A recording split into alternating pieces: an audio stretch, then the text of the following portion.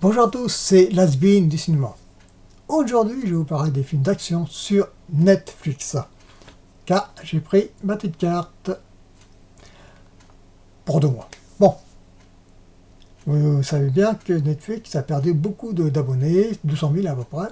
Et ils vont proposer en 2023 une nouvelle formule d'abonnement, une troisième, moins chère avec des pubs. Par contre, la personne ne pourra pas avoir le lecteur pour télécharger le film pour voir sur sa tablette. Bien. Mais avant cela, je tiens à remercier ceux et celles qui me regardent, qui s'abonnent, car c'est très important pour le youtubeur, c'est très gratifiant aussi. Et de laisser des commentaires, ça permet de la vidéo qui puisse être montée en avant sur YouTube. Voilà, la pub passée, allons-y dans le dur pour présenter les films d'action sur Netflix.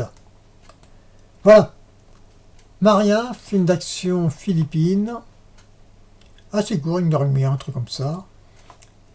Et ça a été film d'action sympa. Grosso modo, c'est une histoire d'une vengeance. Elle a perdu son mari et sa fille devant ses yeux. Je vous dis pas plus, c'est une ancienne tueuse à gages. Pour X raison, elle a arrêté d'être tueuse à gages. Si je vous dis toute cette histoire, je vais pas m'amuser à spoiler toute l'histoire.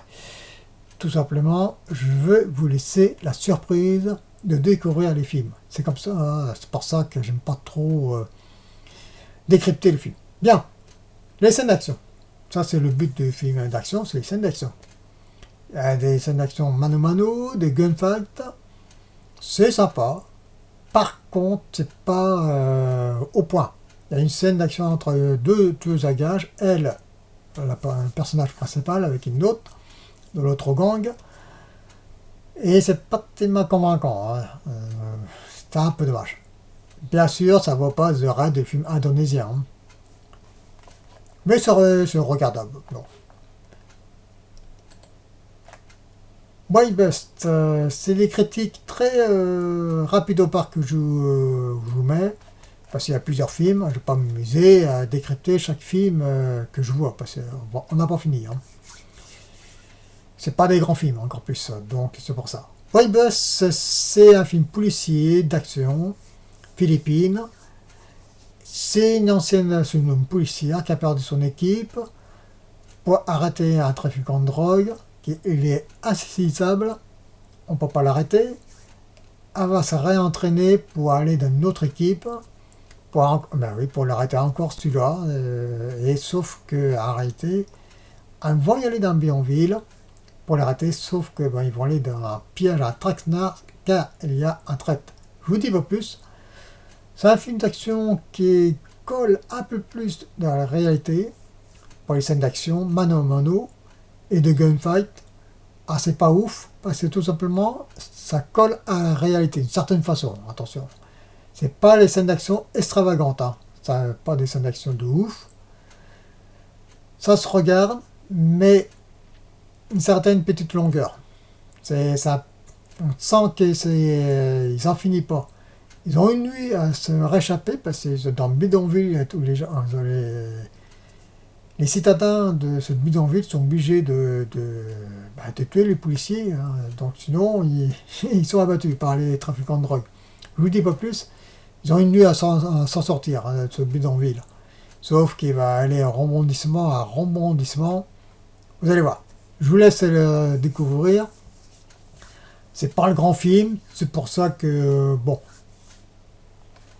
ça va voir. Fury, la Fury, c'est nettement du haut du panier, entre guillemets. Grosso modo, c'est c'est une mère avec sa fille, sa fille elle va se faire enlever par des trafiquants de drogue, ce que je veux dire j'ai plus le mot d'organes, voilà, on va y arriver. Elle va tout faire pour le récupérer sa fille, parce qu'elle a un lourd passé, qu'elle doit se départir. Je ne dis pas plus, le film, les scènes d'action sont plus stylisées, c'est un film vietnamien, bonne qualité, pour moi j'ai bien aimé. Il y a un peu d'émotion, une relation la mère et la fille qui est conflictuelle. Tout va se régler bien sûr. Je vous dis pas plus. Je ne pense pas qu'il y aura de suite. Maria, on se pose la question. Le deuxième, Boy Bus, non, il n'y aura pas de suite. Vous allez voir pourquoi. Mais là, c'est haut de panier pour les scènes d'action, mieux structuré, plus stylisé. Carter. On me gratter les oreilles parce que Carter, c'est... Ouais. C'est, grosso modo, c'est un agent de Corps du Nord qui a perdu la mémoire et a hors de mission récupérer un enfant, car ce sang qu'il a, cet enfant, permettra d'éradiquer les hordes, pas de zombies, mais de gens qui deviennent complètement fous. Et il donne une infection qui, s'il morte une personne, il devient aussi fou pareil. Donc c'est un genre de zombie, si on veut. Ce film, il dure 2 heures, ça fait une d'action complètement barrée. C'est comme un jeu vidéo, c'est clair et net quand j'ai vu ce film-là, c'est quoi ce machin-là. Quand j'ai vu la bande-annonce, ça va pas de mal. Quand j'ai vu le truc, c'est une merde. C'est techniquement, c'est bien fait, mais les caméras vont en haut, en bas, ça vole de partout. Ça va trop vite. C'est encore plus, il va y avoir une suite. Ça m'emmerde un peu. Je crois que... Bon. Je vous dis, je n'explique pas l'histoire. C'est à vous de découvrir. C'est un bon film d'action. Il y en a qui aiment. Moi, je déteste pas. Si je le mets, je déteste pas. Hein. Mais bon, une suite, ça fait un peu trop quand même. Gunjan Saxena, ça c'est une biopic. C'est excellent. C'est un film Bollywood. Il y a une chanson clip, oui, qui remplissent le film, oui, pourquoi pas. Oui, c'est tout le temps comme ça. Par contre, ils chantent pas. Hein. Non, c'est comme j'ai dit, il y a une des vidéos, les 4 films, 4 meilleurs films Bollywood. Il y a d'autres, bien sûr. Commencent à changer le cahier des charges. Hein. Les chansons qui dansent, tout ça, ils commencent à reléguer des films Bollywood ultra commerciaux. Donc, ouais, là on voit à droite la vraie Gunjan Saxena. C'est ça que je voulais vous montrer. Donc l'histoire, grosso modo, c'est la première femme pilote d'hélicoptère. Dans les années 60, un truc comme ça, 60-70. Et elle va rencontrer, quand elle va être acceptée d'être pilote de chasse d'hélicoptère, sauf qu'elle va rencontrer un mur devant les hommes, parce que c'est un métier d'homme à l'époque de l'Inde. C'est très les castres, les sexistes, tout ça, c'est très sexiste. Et elle va rencontrer un mur. Ils vont tout faire pour qu'elle puisse pas piloter. Hein. Ils vont tout faire, sauf qu'elle va s'avérer être une excellente pilote. Je ne vous dis pas plus, je voulais découvrir. Ah bien sûr, ils ont pris des libertés entre la réalité et le film. Hein. C'est d'après les mémoires de Gunjan Saxena. Hein. Son père était militaire, son frère aussi.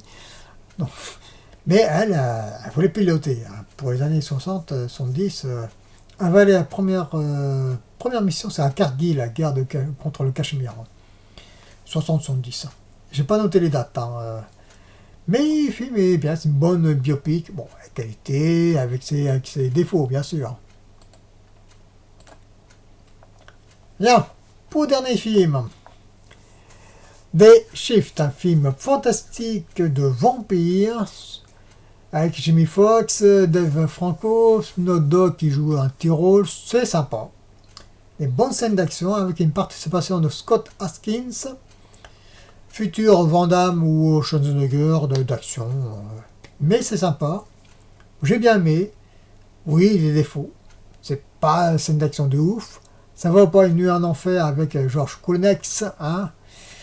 Mais bon, c'est sympa. Moi j'aime bien. C'est à préciser, tous les films d'action, ils se prennent pas la tête. Hein.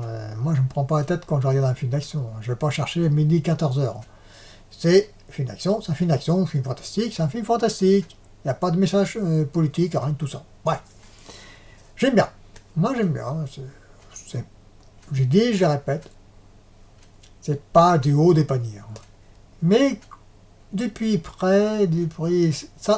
Bullet Train, ça commence à voir que il faut mettre des films un peu plus haut du panier. Ils commencent à se rendre compte, les gens, ils ont un peu marre de voir des films sympatoches, mais pas plus quoi.